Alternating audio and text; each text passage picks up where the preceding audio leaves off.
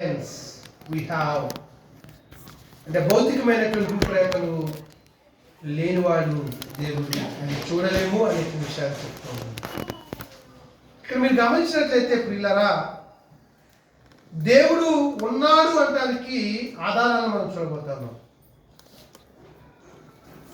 Bible మనకేం తెలియజేస్తుంది అంటే దేవుడు ఉన్నాడు అనడానికి ఆధారాలను మనం చూడబోతా ఉన్నాము. మొట్టమొదటి ఆధారం,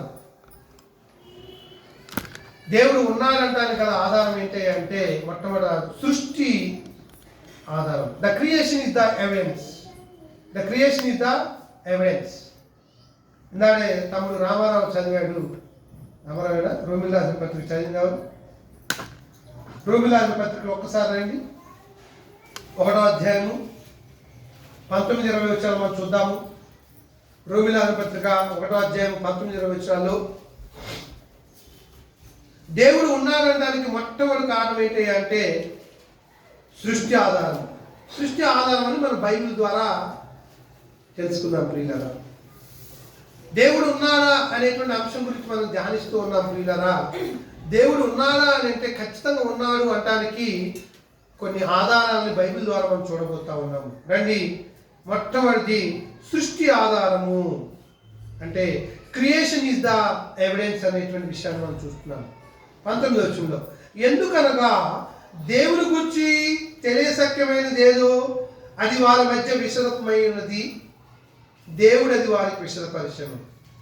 ఆయన అదృశ్య లక్షణములు అనగా ఆయన నిత్య శక్తియు దేవత్వమును జగదుత్పత్తి మొదలుకొని సృష్టింపబడిన వస్తువులను ఆలోచించడం వలన తేటపడుచున్నది కనుక వారు నిరత్తులై ఉన్నారు. చదవనట్టు లేఖనాన్ని ధ్యానం చేద్దాం. దేవుడు ఉన్నాడు అనడానికి సృష్టి ఆధారం అన్నారు. ఎలాగో సృష్టి ఆధారం ఉన్నారు.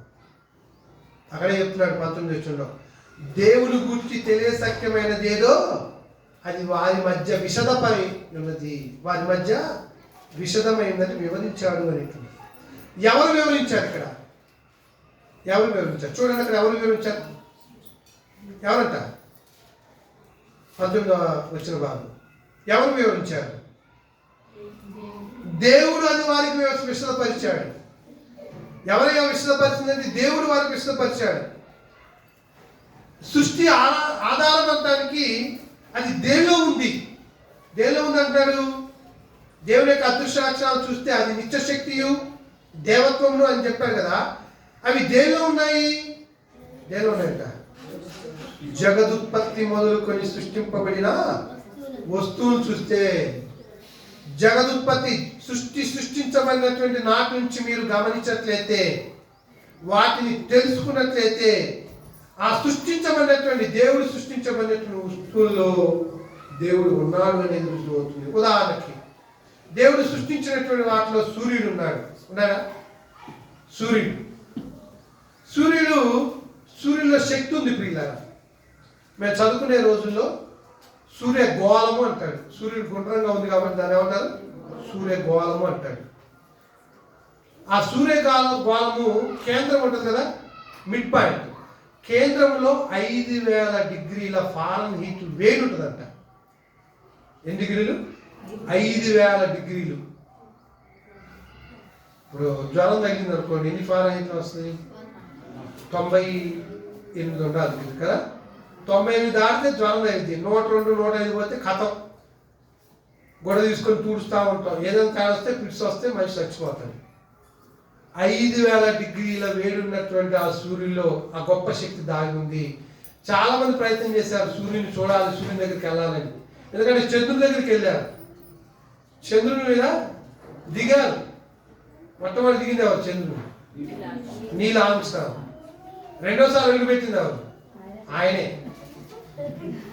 మొదటిసారి అడుగుపెట్టింది ఆయనే. రెండోసారి అంటే రెండో కాలు భర్తగా అది. ఈ మధ్యకాలంలో ఒక ఆమె వెళ్ళింది, సునీత విలియమ్స్ అని.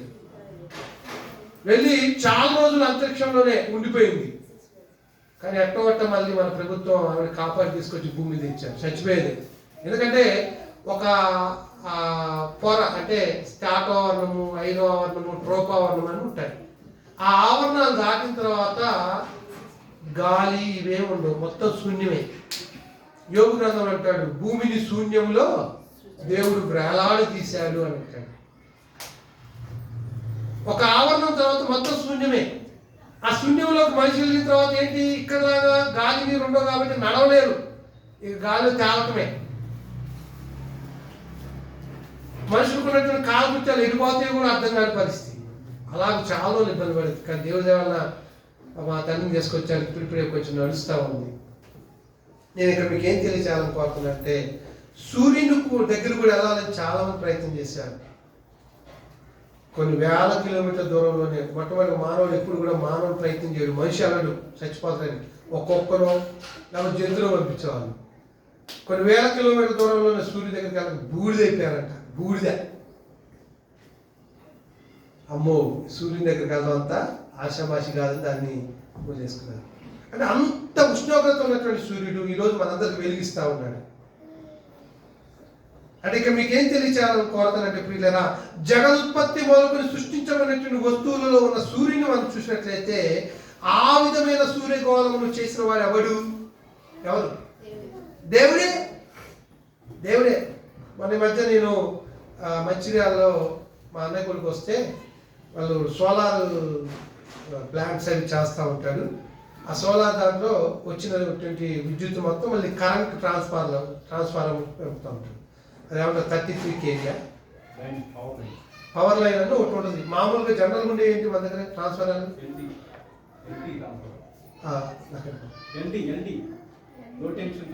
లో టెన్. ఎంత పవర్ ఎంత? అది 11 kV అంటారు.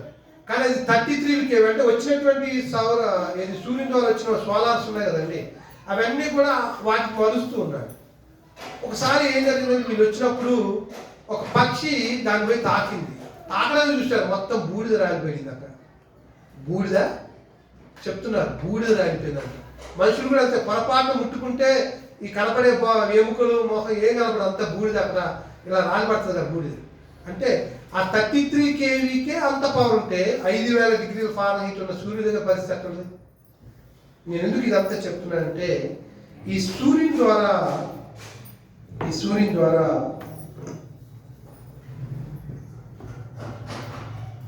సూర్యరశ్మి అనేది మన ఇంట్లోకి వచ్చి ఇంటిలో ఉన్నటువంటి బ్యాక్టీరియాని చంపుతుంది. ఇది దేవుడు చూపేటువంటి ప్రేమ సూర్యుని ద్వారా. అందుకే మన వాళ్ళు అంటారు, తూర్పు వైపు గుమ్మం పెట్టండి అంటారు. తర్వాత ఇటు పెడతారు సర్వసాధారణంగా. తూర్పు వైపు పెట్టడం ఉద్దేశం ఏంటి? ఎప్పుడైతే సూర్యుడు ఉదయిస్తాడో సూర్యుడి నుంచి వచ్చేటువంటి కాంతిగా రశ్మి, మీరు ఎండలో చూడండి, చక్కగా రేస్ కనబడతా ఉంటుంది కదా. ఆ రేస్ ఇంట్లో పడి ఇంట్లో ఉన్నటువంటి బ్యాక్టీరియా ఉంటుంది, మనకి హాని చేసే బ్యాక్టీరియా, దాన్ని మొత్తం చంపేస్తుంది.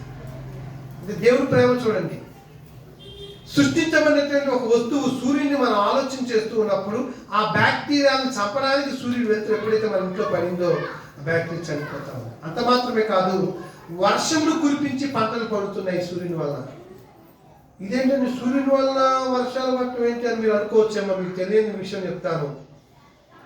ఈ సంవత్సరం బాగా వర్షాలు పడ్డాయి. నీళ్ళు ఎక్కడి అంటే, ఎండాకాలంలో ఉన్న సముద్రాల్లో, నదుల్లో, చెరువుల్లో, బావుల్లో ఉన్న నీళ్ళు ఏవైతే ఉన్నాయో సూర్యుని యొక్క ఎండ తీవ్రతకి ఆవిరైపోతాయి, ఎవాపరేట్ అయిపోయి ఆకాశంలోకి వెళ్ళి మేఘలాగా ఉండిపోతాయి. ఈ నీళ్ళని కూడా అక్కడ చేరిపోతాయి, మేఘాలు. దాని కారకుడు ఎవరు? సూర్యుడు. మరి అలాంటి సూర్యుని చేసింది ఎవరు? దేవుడు. చూసారా ఎంత లింకప్ ఉందో. మానవుల యొక్క యోగక్షేమం కొరకు వాడికి కావాల్సిన ప్రతి అవసరతని దేవుడు సృష్టిస్తూనే దాని ద్వారా. ఈనాడేంటి సూర్యుని దేవుడు చేశాను, సూర్య నమస్కారాలు చేస్తున్నారు. ఉదయం సూర్య నమస్కారం, దానికి పద్యాలు. మళ్ళీ అసలు సూర్యుని నడిపించేది ఎవరు? సూర్యుని చేసింది ఎవరు? అందుకోసం ఇక్కడ అంటున్నాడు, ఎలా మనం విశదపరచగలమంటే, జగదుత్పత్తి మొదలుకొని సృష్టించబడిన వస్తువులను ఆలోచించడం ద్వారా మనము అది వివరిస్తుంది.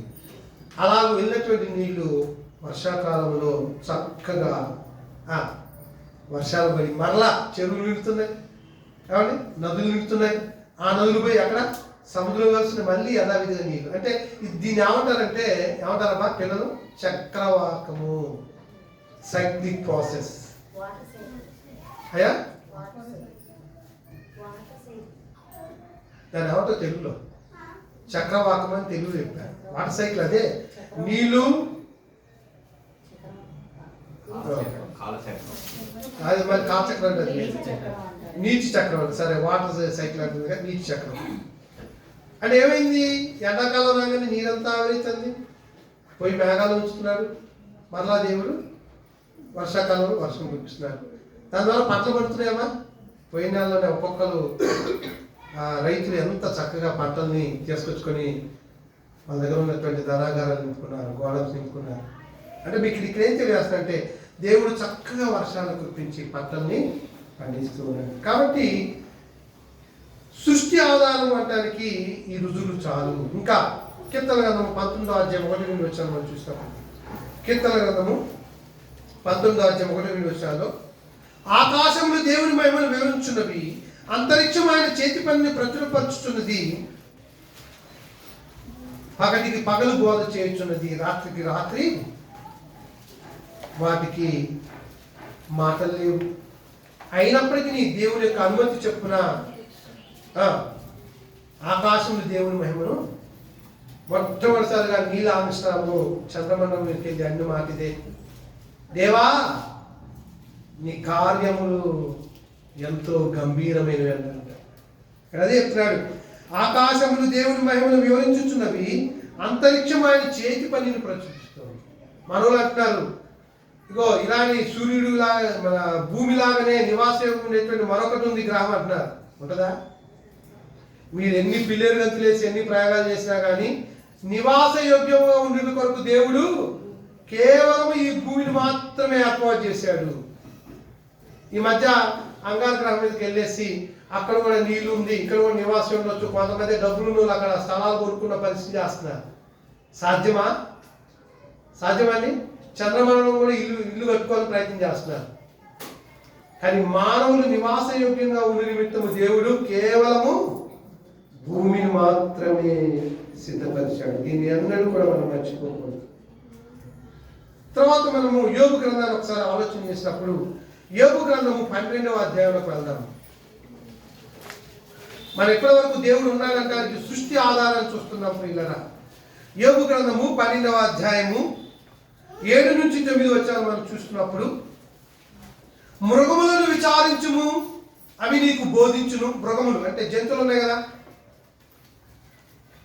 జంతువులు విచారించడం ఏంటి? అవి మనకి బోధిస్తాయి. అంటే ఆహారాన్ని ఎలా సంపాదించుకోవాలో వాటిని చూస్తే మనకు కూడా అర్థమవుతుంది. ఏం చేస్తుంది? ఒక సింహం ఉంది, కూర్చుంటే వచ్చి ఆహారం అయితే ప్రతి జంతువు వేటాడుతుంది దొరికిందాకా. నిజంగా మనం అప్పుడప్పుడు జియోగ్రఫీ ఛానల్ చూస్తూ ఉంటాం. ఒక చిరుతపులి ఒక లేడీ అమ్మటో దుప్పి అమ్మటో పోయినప్పుడు అది ఈజీగా దొరికిందండి. అసలు ఎంత వేగంతో పరిగెడుతుందో. అంటే దాన్ని చూస్తే నీకేం బోధ కావాలి? నువ్వు కూడా చెమటోచి కష్టపడితేనే నీకు ఆహారం దొరికిద్దని అర్థం చేసుకోవాలి. అందుకని అంటున్నాడు, మృగములను విచారించుము అవి నీకు బోధించును, ఆకాశ పక్షులను విచారించుము అవి నీకు తెలియదు. ఆకాశ పక్షులు ఏం చేయాలి? విచారించమంటున్నాడు, అవి నీకు తెలియాలి. ఏంటది? పక్షులను చూస్తే పక్షులు వెళ్ళి ఆహారాన్ని ఎలా సిద్ధపరచుకుంటాయో వాటిని చూస్తున్నప్పుడు నీకు జ్ఞానం కలుగుతాడు. భూమిని గురించి ధ్యానించిన అది నీకు బోధించును. భూమిని గురించి విచారించమంటున్నాడు, ధ్యానించమంటున్నాడు. ఏంటి భూమి? మీకు చెప్తాను 2వ పాయింట్లో. సముద్రంలో చేపలు నీకు దాన్ని వివరిస్తాయి. సముద్రంలో చేపలు ఉన్నాయి, అవి నీకు వివరిస్తాయంట. అంటే మృగములను విచారించిన, ఆకాశ పక్షులను విచారించిన, భూమిని ధ్యానించిన, సముద్రంలో చేపలు నీకు ఆలోచన చేసిన, వీటన్నిటిని బట్టి దేవుడు ఉన్నాడని తెలుస్తుంది. అక్కడ అంటున్నాడు చివరిలో, వీటన్నిటిని బట్టి యోచించిన ఎడలా యెహోవా హస్తము వీటిని కలగ చేసినని తెలుసుకొనలేని వాడెవడు? ఏమండి? మృగాలను, ఆకాశ పక్షులను, భూమిని, సముద్రంలోని చేపలు, వీటన్నిటిని గురించి ఆలోచన చేస్తే ఎవరంటే దీన్ని ఏర్పాటు చేసింది? ఎవరంట? యెహోవా హస్తము వీటిని కలగజేసినని తెలుసుకోలేని వాడెవడు? ఒకవేళ తెలుసుకోలేకపోతే వాడు ఎవడండి? బుద్ధిహీనుడు అని చెప్తున్నాడు 49 కీర్తన 1వ వచనంలో. దేవుడు లేడని బుద్ధిహీనులు తమ హృదయంలో అనుకుంటారు. ఇదే మాటని 14వ అధ్యాయంలో అంటారు కీర్తనకారుడు. నా ప్రియ సహోదరి సహోదరులారా, ఈ మధ్యాహ్న సమయంలో దేవుడు ఉన్నాడు అనడానికి మొట్టమొదటి రుజువు ఏంటంటే సృష్టి ఆధారము, అంటే the creation is the evidence. రెండవదిగా సృష్టిలో ఉన్నటువంటి క్రమబద్ధత ఆధారము దేవుడు ఉన్నాడంటానికి. దేవుడు ఉన్నాడంటానికి రెండవ ఆధారం ఏంటంటే సృష్టి యొక్క క్రమబద్ధత. Order in the creation of evidence. Order in the creation is evidence అంట. క్రమబద్ధత, ఆర్డర్. ఉదాహరణకి టైం తీసుకుందాం. 1 గంట కావాలంటే ఎన్ని నిమిషాలు కావాలి? 1 గంటకి ఎన్ని నిమిషాలు బాబు పూజ? అబ్బా 60. ఒక రోజుకి నువ్వే చెప్పు, ఒక రోజుకి ఎన్ని గంటలు? 24 గంటలు. ఒక నెలకి రోజులు చెప్పులే, గంటలు చెప్పలేవు. 30 రోజులు, లేకపోతే 31 రోజు కూడా వస్తుంది. లీవ్ సంవత్సరం అయితే 31 వస్తుంది కదా. ఫిబ్రవరిలో 29 రోజులు.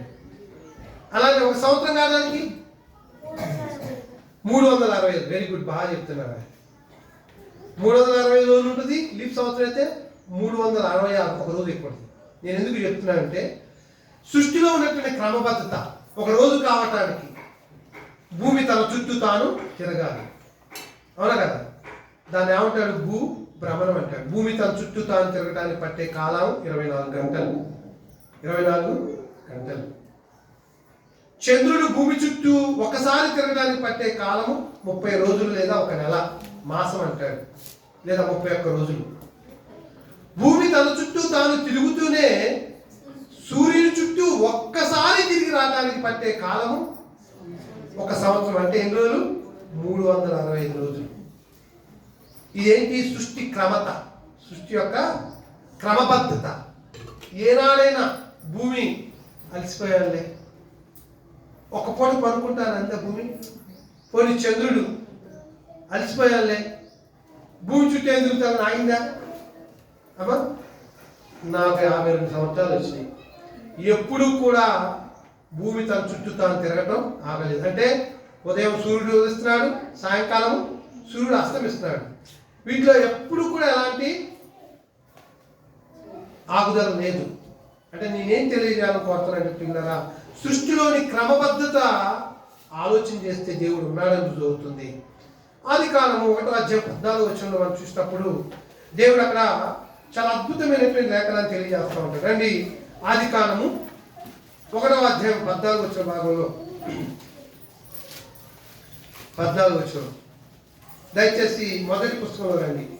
14వ వచనం. దేవుడు పగటిని రాత్రిని వేరుపరచినట్లు ఆకాశ విశాలమందు జ్యోతులు కలుగుగాక అనియు, అవి సూచనలను కాలములను దిన సంవత్సరములను సూచించుటకై ఉండుగాకనియు, భూమి మీద వెలుగించుటకు అవి ఆకాశ విశాలమందు జ్యోతులై ఉండుగాకనియు పలికెను. ఆ ప్రకారమైన దేవుడు ఆ 2 గొప్ప జ్యోతులను, అనగా పగటిని ఏలుటకు పెద్ద జ్యోతిని, రాత్రిని ఏలుటకు చిన్న జ్యోతిని, నక్షత్రములను చేశాను.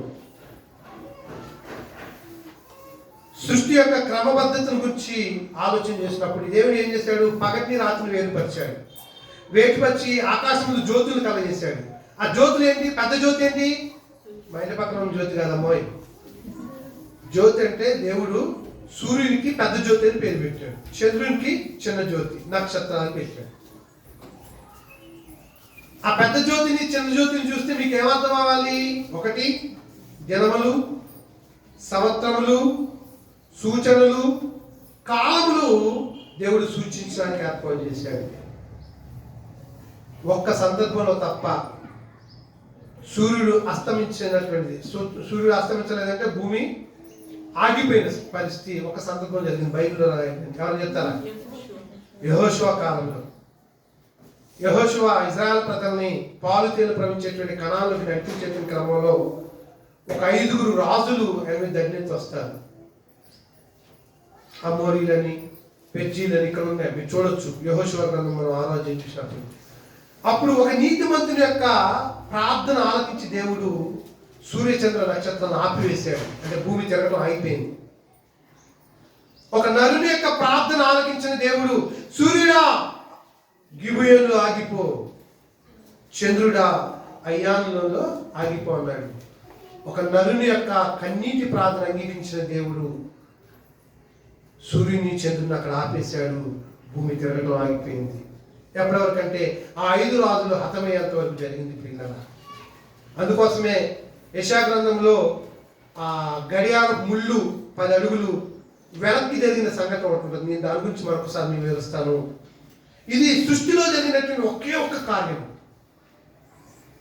భూమి ఆగిపోవటము, సూర్యచంద్రులు నిలిచిపోవటము, ఒక నీతిమంతుల యొక్క ప్రార్థన ఆలకించినటువంటి దేవుడు గిబియోలో సూర్యుడిని, అయ్యానులో చంద్రుని ఆపి యుద్ధం జరిగి వాళ్ళందరూ చనిపోయేంత వరకు దేవుడు యెహోషువను ప్రార్థన ఆలకించాడు. ఇది మాత్రమే రాయబడిందండి. అంటే మీకు ఇక్కడ ఏం తెలియచాలో కోరుతానంటే పిల్లరా, సమస్త సృష్టిని దేవుడే ఒక క్రమ పద్ధతిలో నడిపిస్తూ వచ్చాడు. సమస్త సృష్టిని దేవుడు ఒక క్రమ పద్ధతిలో నడిపిస్తున్నాడు. ఉదాహరణకి ఆకాశం నుంచి ఏం కురుస్తుంది? నా చెప్పా, వర్షం కురుస్తా ఉంది. మీరు ఆ లేఖనం చూడాలంటే అపోస్తుల కార్యములు 14వ అధ్యాయం 17వ వచనం దగ్గర రండి. అపోస్తుల కార్యములు 14వ అధ్యాయం 17వ వచనం. అపోస్తుల కార్యములు 14వ అధ్యాయము 17వ వచనం. దయచేసి అందరూ లేఖనాన్ని చూడండి. అయినను ఆయన ఆకాశం నుండి మీకు వర్షమును ఫలవంతమైన ఋతువులను దయచేయచ్చు, ఆహారమును అనుగ్రహించుచు ఉల్లాసముతో మీ హృదయమును నింపుచు మేలు చేయుట చేత తన్ను గురించి సాక్ష్యం లేకుండా చేయలేదని బిగ్గరగా చెప్పి. ఏం చేస్తున్నాడు ఇక్కడ? సమస్త సృష్టిని దేవుడే ఒక క్రమ పద్ధతిలో నడిపిస్తున్నాడు కదా. ఆకాశం నుంచి వర్షం కురుస్తుంది, ఫలభరితమైన ఋతువులు దయచేస్తున్నాడు, ఆహారం అనుగ్రహిస్తున్నాడు. వీటిని బట్టి ఏం చేస్తున్నాడంట? మేలు చేయుచున్నాడు అని అంటున్నాడు. ఇదే ప్రియులరా, సమస్త సృష్టిని దేవుడే నడిపిస్తున్నాడు అనే విషయాన్ని మనం అందరూ కూడా మర్చిపోకూడదు. ఇక్కడ ఉదాహరణ చెప్తాను మీకు. ఇప్పుడు మేము వచ్చినప్పుడు కారు తీసుకుని వచ్చాము. అంటే ఏ వాహనాన్నైనా సరే నడపాలంటే ఎవరు కావాలి? ఎవరు కావాలి? డ్రైవర్ కావాలి. అంటే ఈ మధ్య డ్రైవర్ లేని కూడా వస్తుంది. డ్రైవర్ లేనని కాదు, కంట్రోల్ ఉంటుంది. కంట్రోలర్ అంటే దాని ఆధీనం ఉంచేది. వాడు ఎక్కడో ఉండి దాన్ని ఆపరేట్ చేస్తూ ఉంటాడు. ఉదాహరణకి అప్పుడప్పుడు మనం చూస్తూ ఉంటాం, పైకి మన ఏదైనా ఫంక్షన్లు అప్పుడు ఎగురుతూ ఉంటాయి కదా డ్రోన్, వాటికంటే ఎగురుతాయా? ఎక్కడో పక్కన వాడు కూర్చొని కంట్రోల్ చేస్తూ ఉంటాడు. అంటే డ్రైవర్ అనేవాడు ఖచ్చితంగా ఉండాలి, నడిపించేవాడు. డ్రైవర్ అంటే నడిపించేవాడు. అంటే ఏ వాహనాన్ని నడిపించాలంటే డ్రైవర్ కావాలి తప్ప దానంతలో అది నడవదు. అలాగే ఈ సృష్టినంతటిని నడిపించేవాడు ఎవరు? దేవుడు. ఇది మాత్రం మనం ఎన్నడూ కూడా మర్చిపోకూడదు. అలాగే ప్రియులరా, సృష్టి యొక్క క్రమబద్ధ ఆధారంగా తీసుకున్నప్పుడు మనము మరొక విషయాన్ని చూడవచ్చు. అపోస్తుల కార్యములు 17వ అధ్యాయం 24వ వచనం చూసినప్పుడు దేవుడు సర్వ సృష్టికి ప్రభు అయి ఉన్నాడు అంటే నడిపించేవాడు, పాలించేవాడు అని అర్థమిస్తా ఉంది. జగత్తును అందరి సమస్తమును నిర్మించిన దేవుడు ఆకాశములకు భూమికి ప్రభు అయి ఉన్నందున హస్తకృతమైన ఆలయంలో ఆయన నివాసం చేయడు. అంటే ఏంటి? దేవుడు సర్వ సృష్టికి ప్రభు అయి ఉన్నాడు. మీరు ఇంటికి వెళ్ళిన తర్వాత చూడండి, నెహెమ్యా గ్రంథం 9వ అధ్యాయం 6వ వచనం. నెహెమ్యా 9:6వ వచనం. ఇంకా ఇర్మియా గ్రంథము 33వ అధ్యాయము 26వ వచనం భాగం చూద్దాము. ఇర్మియా గ్రంథం పాత నిబంధన వైపు రండి. పాత నిబంధనలో ఇర్మియా గ్రంథం మనం చూసినప్పుడు ఇర్మియా గ్రంథము 33వ అధ్యాయంలోకి రండి ప్రియులారా. 33. దయచేసి పేజ్ నెంబర్ ఎవరు తెలిసి చెప్పండి. నాదేమో పేజ్ నెంబర్ చాలా ఉన్నాయి, పెద్ద చేయాలకే. 33వ అధ్యాయం 26వ వచనం భాగం చూస్తున్నారు. ఇక్కడ 26వ వచనం, యెహోవా ఈ మాట సెలవిచ్చున్నాడు, పగటిని గుర్చి రాత్రిని గుర్చి నేను చేసిన నిబంధన నిలకడగా ఉండని ఎలా. 26వ వచనం, భూమి ఆకాశములు గుర్చిన విధులను నియమించిన వారును నేను కాని ఎలా అని మాట్లాడుతున్నాను. ఏంటంటే ఇక్కడ భూమి ఆకాశములను నియమించిన, భూమి ఆకాశము కూర్చున్న విధులను నియమించిన వారు ఎవరంట? దేవుడు అనే విషయాలు చెప్తూ ఉన్నారు. అలానే కీర్తన గ్రంథము 148 కీర్తన కూడా మీరు చూడొచ్చు. 148 కీర్తన 6 నుంచి 10 వచ్చాను మీరు చూడండి ఇంటికి వెళ్ళిన తర్వాత. వీటన్నిటిని చూసినప్పుడు ప్రియులారా ఈ సృష్టి యొక్క క్రమబద్ధతని దేవుడు ఉన్నాడని రుజువు చేస్తూ ఉంది. ఇకపోతే మూడవదిగా దేవుడు ఉన్నాడనడానికి ఆధారము మానవుడే. మానవుడంటే మనమే, మన నిర్మాణం. మనం చూస్తే మీరు చూడండి ఇక్కడ అపోస్తల కార్యములు 17వ అధ్యాయం మనం చూసినప్పుడు 29వ వచనంలో మనందరికీ జీవమును ఊపిరిని దయచేవాడు కనుక అని మాట్లాడుతున్నాడు. అంటే మనకు ఊపిరిని ఇచ్చింది ఎవరు? గాడ్ బ్రీతెన్ అని అంటాడు. ముక్కు రంధ్రాల గుండా శ్వాసను ఊదినప్పుడు మనిషి జీవించి ఆత్మయ్యాడు. ఆదికాండం 2వ అధ్యాయం 7వ వచనం ఏముందండి? నేలమట్టితో దేవుడు నిర్మించి వారి నాసికారంధ్రములో జీవవాయువును బ్రీతెన్ అనే మాట ఊదగా మనిషి జీవాత్మ అని చెప్పబడతాము. మానవుడు సృష్టించింది ఎవరంటే దేవుడే. నేను నిన్ను నా అరచేతుల్లో చెక్కుకొని ఉన్నాను, నీవు నా సొత్తు అని మాట్లాడుతూ ఉంటాడు. ఆయన స్వహస్తాలతో చేశాడు ప్రియులారా. మానవుల యొక్క నిర్మాణం వెనక వాడిని సృష్టించినటువంటి దేవుడు ఉన్నాడు అనేటువంటి విషయాన్ని మనం ఎన్నడూ కూడా మర్చిపోకూడదు. చూడండి 100వ కీర్తన 100వ కీర్తన 3వ వచనం చూసినప్పుడు కీర్తన గ్రంథము 3వ వచన భాగం, కీర్తన గ్రంథము 3వ వచన భాగంలో చూస్తాము. ఆయన ఏం చేశాడు? మనందరినీ పుట్టించాను అని మాట్లాడుతూ ఉంటాడు. 3వ వచనం ఏమంటే యెహోవాయే దేవుడిని తెలుసుకొనుడి, ఆయనే మనలను పుట్టించను. ఈ మనుషులందరూ పుట్టించినవారు ఆయనే మనల్ని పుట్టించను. మనము ఆయన వారము, మనం ఆయన ప్రజలము, ఆయన మేపు గొర్రెలము అని అంటున్నాడు ఇక్కడ పిల్లలు. అంటే దేవుడే మనల్ని సృష్టించాడు, కానీ మనలను మనమే నిర్మించుకోలేదు. ఏది విగ్రహం చేసినట్టుగా మనల్ని మనం నిర్మించుకున్నామండి? నిర్మించుకోగలమా? మానవుడు చేస్తున్నాడు. ప్రతి సృష్టి చేయాలి. ఎప్పుడో ఐగుప్తులో చనిపోయినటువంటి వారు మంచి మంచి జ్ఞానులు ఉన్నారు. వాళ్ళని కొన్ని రసాయనాలు పెట్టి స్టోర్ చేశారు. ఎప్పుడైనా మానవుడు ప్రాణం కనుక్కోబోతాడా, ప్రాణం కనుక్కోవడం తీసుకెళ్ళి వాళ్ళు ప్రయోగిద్దాము అని చెప్పేసి. సాధ్యమవుతుందా? ఈ భూమి మీద దేన్నైనా కనుక్కోవాలి మానవుడు, కానీ ప్రాణము తప్ప.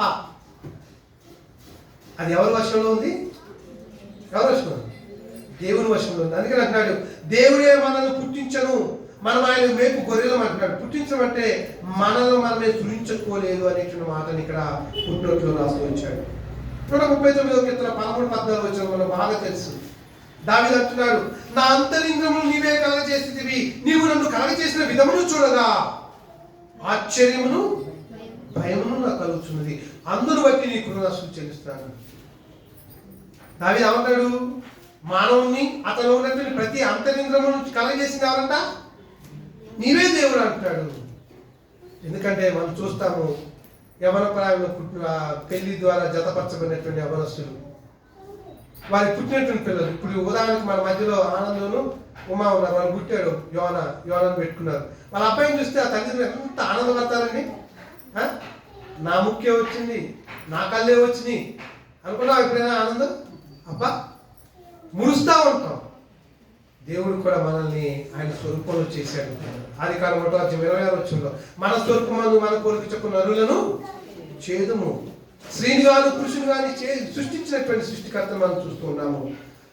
ప్రియులారా, అపోస్తల కార్యములు 17వ అధ్యాయం 26వ వచనం అంటాడు, ఈ భూమి మీద ఉన్న ప్రతి మానవుడు దేవుడి వల్ల సృష్టించబడిన వాడే ఉన్నాడు అని అంటాడు. 25వ వచనం 28వ వచనంలో మనం భూమిపై దేవుడి వల్ల బ్రతుకుతున్నాము అనే విషయాన్ని తెలియజేస్తాడు. చూసారా? అంటే దేవుడు ఉన్నాడు అనటానికి మానవుడు ఆధారమా కాదా?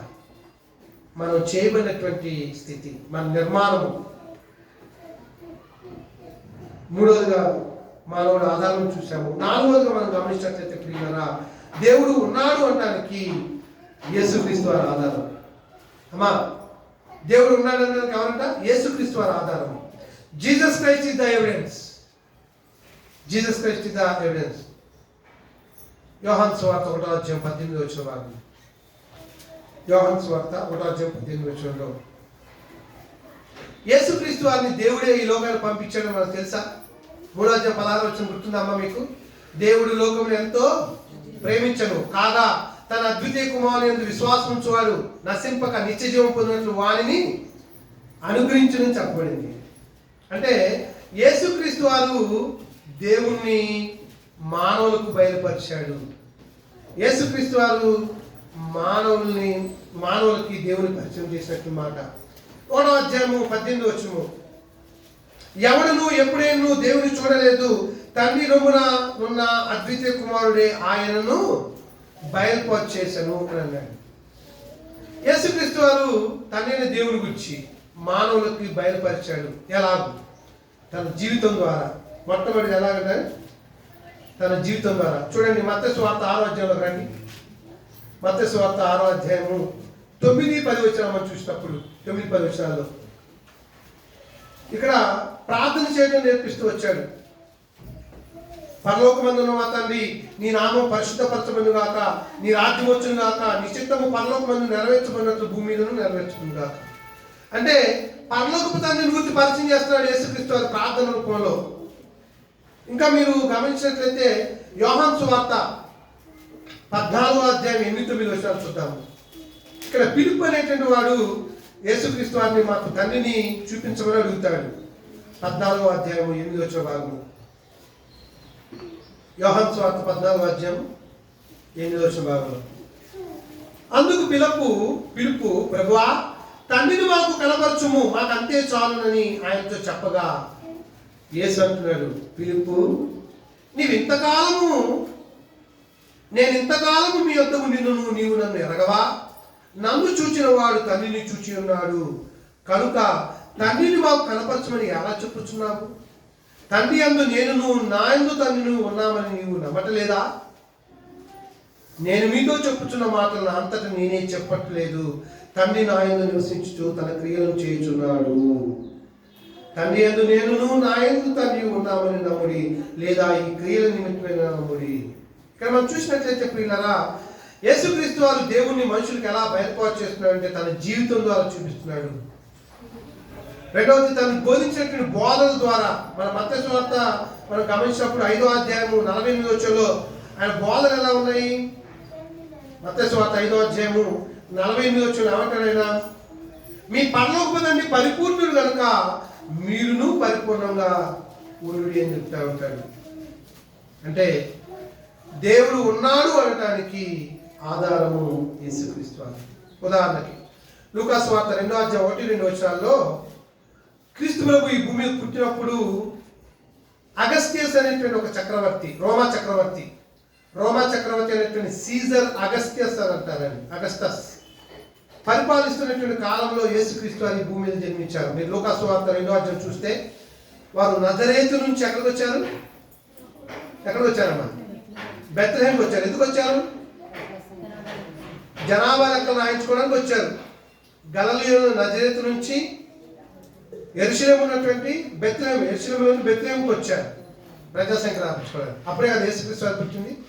ఆ టైంలో ఎవరు రోమ ప్రభుత్వం పరిపాలిస్తున్నారంటే సీజర్ అగస్టస్ అనేటువంటి వ్యక్తి పరిపాలిస్తున్నారు. నేను ఎందుకు విషయాన్ని చెప్తున్నా అంటే ఆ మహోన్నతమైన గొప్ప సంఘటన మానవ చరిత్రను యేసుక్రీస్తు వారి పుట్టు ద్వారా క్రీస్తు పూర్వము క్రీస్తు శకమని విభజించింది ప్రియులారా. క్రీస్తు పూర్వము క్రీస్తు శకము, before the Christ, after the Christ అంటారు. దాన్ని ఏడి అనేటువంటి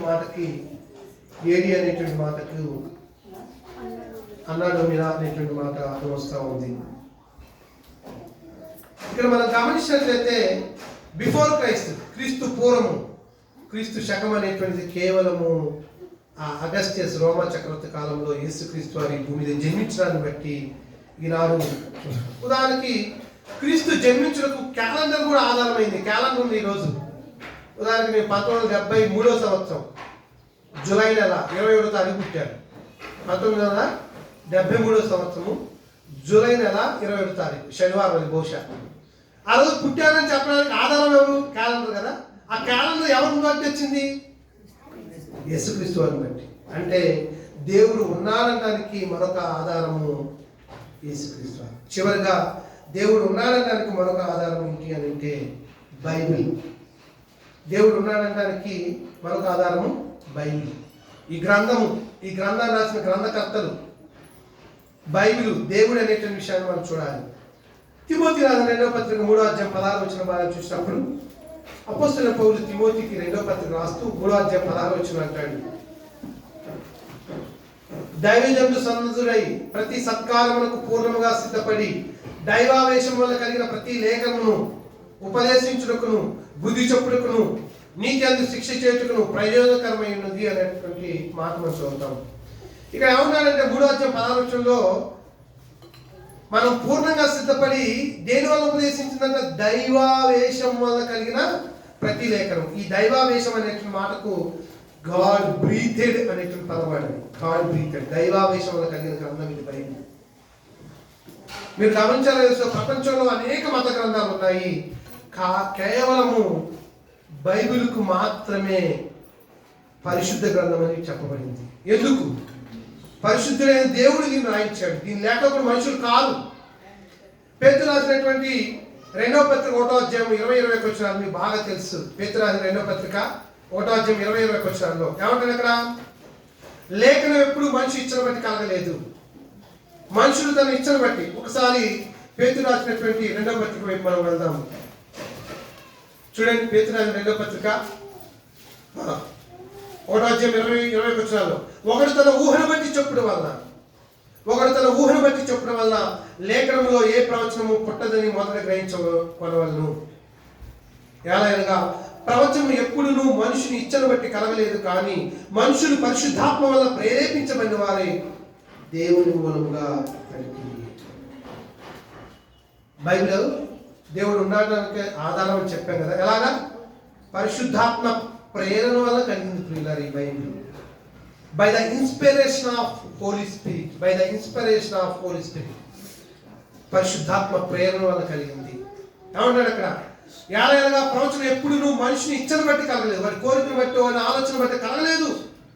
మనుషులు పరిశుద్ధాత్మ వల్ల ప్రేరేపింపబడిన వారే దేవుని మూలంగా పలకబడిన గ్రంథం కాబట్టి దీనికి ఏమని పేరు? ది హోలీ బైబిల్, పరిశుద్ధ గ్రంథం. పరిశుద్ధ గ్రంథము దేవుడు ఉన్నాడు అంటానికి రుజువు.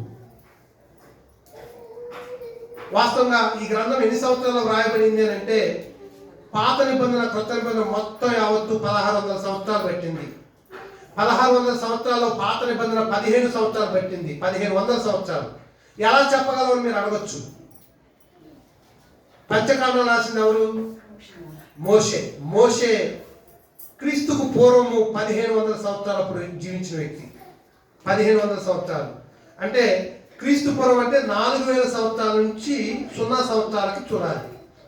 టైం చూసినప్పుడు 4000 సంవత్సరాలు, 3000 సంవత్సరాలు, 2000 సంవత్సరాలు, 1500 సంవత్సరాలు, 1000, 500, 0 అంటే పైనుంచి కిందకు వస్తుంది. 2000 సంవత్సరాలప్పుడేమో అబ్రహాం ఉంటాడు, 1500 సంవత్సరాలప్పుడేమో మోషే ఉంటాడు. మోషే మరి ఎప్పుడో దాదాపు 2500 సంవత్సరాల తర్వాత వస్తాడు ఈ మోషే. ఆ మోషే చేత ఈ చరిత్ర మొత్తం దేవుడు రాయించాడు. రాయించాడా? ఆది కాలము, నిర్గమకాలము, లేవికాలము, సంఖ్యాకాలము, ద్వితీయోపదేశకాలము.